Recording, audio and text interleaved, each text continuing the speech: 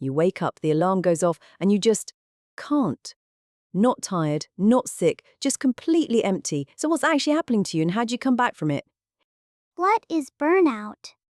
Right, so burnout, mate. Look, what it is, is your body's stress system just stays switched on for too long, way too long, and that's the problem. You're not sleeping properly, and even when you do sleep, you wake up knackered.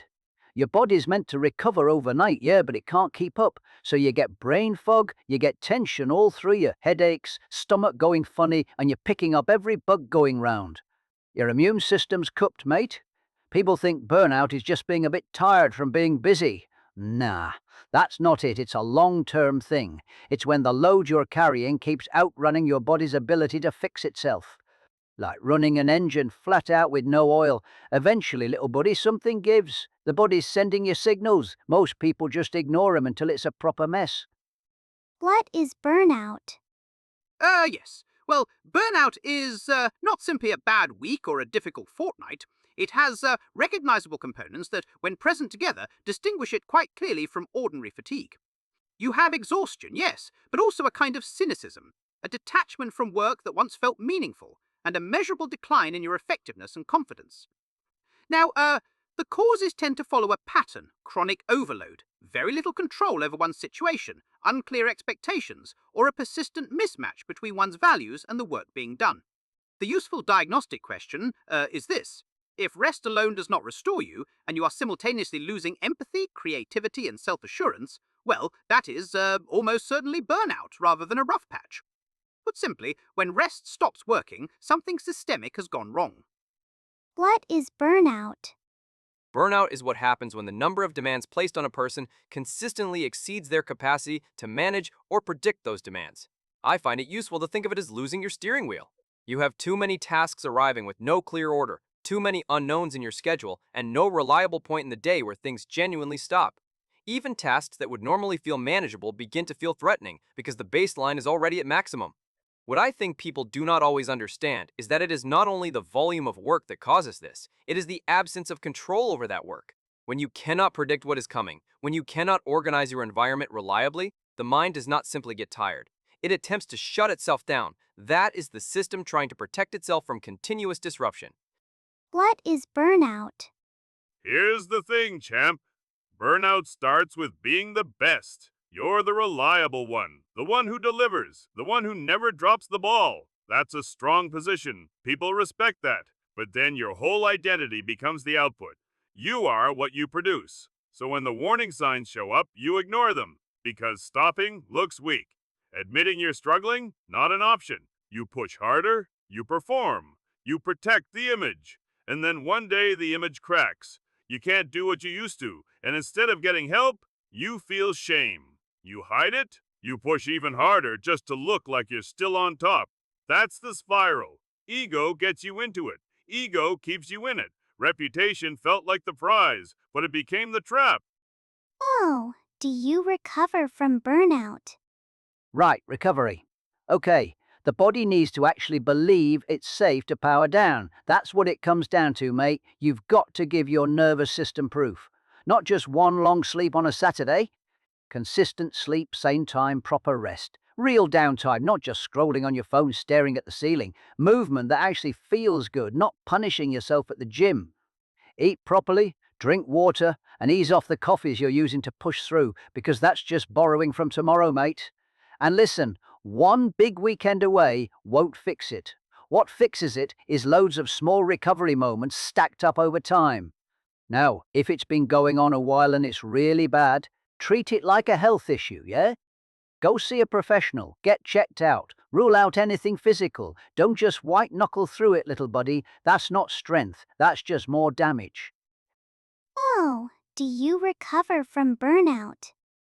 Well, recovery requires practical structural changes, not simply a shift in attitude. The first step is identifying what is actually draining you. Is it the raw volume of work, unclear objectives, constant notifications fragmenting your attention, habitual people-pleasing that keeps inflating your commitments? Once identified, you change the system, reduce inputs, drop tasks, renegotiate deadlines, decline things, increase resources, ask for help, use better tools, protect time. Then rebuild deliberately with constraints, focused blocks of work, realistic expectations, clear stopping points. Now, here is the critical test, and I find it rather useful. If your recovery plan essentially requires you to have more willpower, more discipline, more resilience, well, that is almost certainly the same problem wearing a different outfit. Put simply, if the solution is just trying harder, you have not actually solved anything. Oh, do you recover from burnout? Oh, sweetheart, the first thing burnout does is make you feel like you have to handle it completely alone. And that is exactly the wrong direction. Recovery really does start with connection. Just telling one safe person the truth, one honest conversation where you say, "This is too much and I am not coping," that alone can take so much pressure off. We were never meant to carry everything by ourselves, dear. And asking for help is not weakness, it is just sense. Someone might help you share a task, or simply remind you that you are not lazy, you are exhausted. There is such a difference. And having someone in your corner who helps you protect your boundaries, who notices when you are slipping back into old patterns, that accountability is so powerful. When we feel truly seen by another person, the pressure to constantly perform just softens a little. We can breathe. Recovery really does happen between people, not in isolation. Oh, do you recover from burnout? Friend, I think recovery feels impossible when you cannot imagine reaching the other side of it. So the first thing is just choosing to believe that it is possible. Not pretending everything is fine. That is not hope. That is just a mask. Real hope is deciding there is a future worth moving toward and then taking the tiniest step in that direction. One earlier bedtime. One honest conversation. One day where you do not overcommit. Those small wins matter so much more than people realize. They are the path unfolding. And I think there is something really beautiful in using this time to reconnect with what genuinely matters to you. Not your output, not your productivity, but what you actually care about. Because, friend, when your whole identity is tied to how much you produce, the universe has a way of asking you to expand that. Recovery is not just getting back to normal, it is building something more sustainable and more you.